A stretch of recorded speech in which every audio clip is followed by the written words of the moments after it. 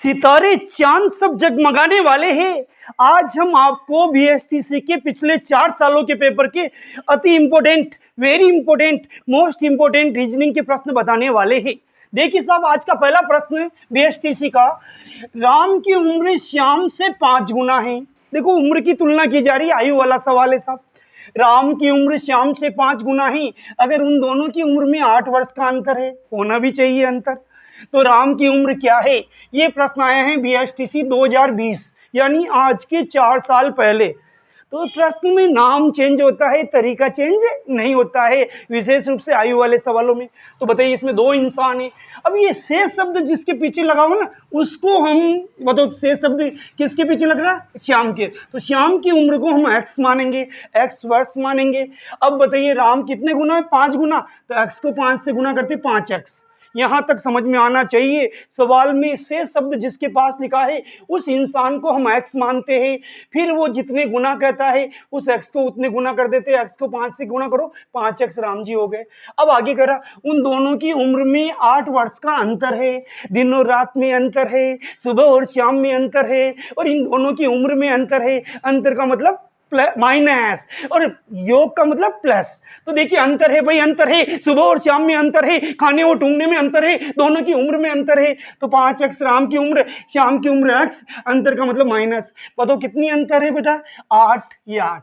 अब बोलिए 5x में से 1x गया, 4x बराबर 8। हमें चाहिए x का मान। x के पीछे जो विराजमान है उन पैसा आपको कहे पैसा नीचे जाइए। 4 एकम 4, 4 दूनी 8। x का मान आ गया 2 वर्ष, यानी श्याम की उम्र आ गई 2 वर्ष। हमें पूछ रहा, श्याम की नहीं पूछ रहा, किसकी पूछ रहा? राम की। तो बताओ, राम की हमने कितनी मानी थी? 5x। तो 5, x का मान 2 लिख लीजिए, 5 × 2 कितने हो गए? 10। तो ये प्रश्न आयु वाला है, 2020 के पेपर में, बीएसटीसी के पेपर में आया है। अगला प्रश्न, निम्न में से असंगत को छांटिए। निम्न में से असंगत को छांटिए। जैसे आप कोई जिम में गए हो, लेडीज की लाइन में कोई जेंट्स बैठ जाए तो वो असंगत। ऐसे ही 4 संख्याएं लिखी होती है, उसमें से कोई एक अलग होगी, वो असंगत।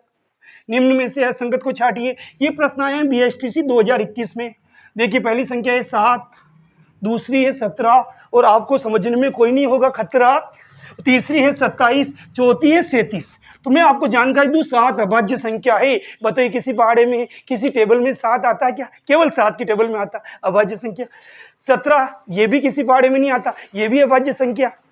और 27 जरूर आता है, 3 के बारे में आता है, 3 27, 9 के बारे में आता है, 9 3 27। तो ये अलग संख्या हो गई, इसका आंसर ये हो जाएगा। 37 भी किसी पहाड़े में नहीं आता। अब कोई ऐसी टेबल बताइए जिसके पहाड़े में 37 आता, नहीं आता। यानी 7, 17 और 37 ये तीनों अभाज्य संख्या है। लेकिन ये भाज्य संख्या है, इसमें दूसरों का भी भाग जा रहा, 3 का भी जा रहा, 9 का भी जा रहा, तो ये अलग संख्या हो जाएगी, असंगत हो जाएगी। ये तीनों अभाज्य संख्या और ये अलग संख्या हो गई, तो इसका आंसर हो जाएगा 27। अगला प्रश्न, मोहित ने कहा, ये लड़की मेरी माँ के पोते की पत्नी है। ध्यान से समझना, ये संबंध वाले प्रश्न थोड़ा अटका देते। आप बच्चे हो, लेकिन कभी न कभी बड़े भी बनोगे, पापा भी बनोगे, आपकी भी बहू आएगी। इधर देखिए, मोहित ने कहा, ये लड़की साहब मेरी माँ के पोते की। मेरी माँ का पोता मतलब मेरा बेटा हो गया, उसकी पत्नी मतलब मेरी बहू होगी, और तो मोहित क्या हो गया? ससुर। दिमाग लगी, ये लड़की मेरी माँ के पोते की। तो मेरी माँ मतलब मोहित की माँ, मोहित की माँ का पोता, यानी उसका तो हो गया बेटा, और उसकी पत्नी क्या हो जाएगी? तो वो उसका रिश्ता हो जाएगा ससुर। तो मोहित दादाजी बन गए भैया।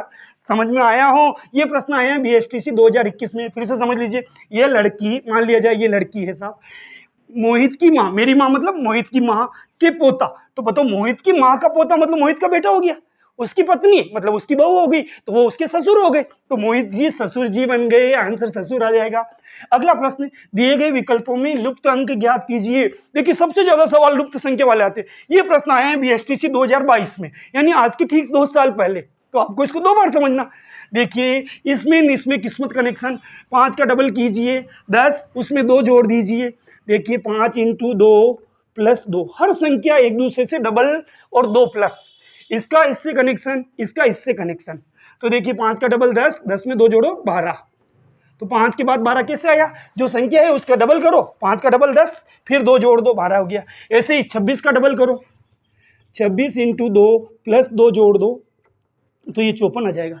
जो संख्या है उसका डबल करो, यानी 2 से गुणा करो, फिर 2 जोड़ो, जिससे गुणा कर रहे हो उसी को जोड़ रहे, जिससे भी सगाई कर रहे हो उसी से ब्याह कर रहे। तो देखिए डबल किया 26 का, फिर 2 जोड़ा, तो 26 दूनी 52, 52 प्लस 2 कितने हो गए 54।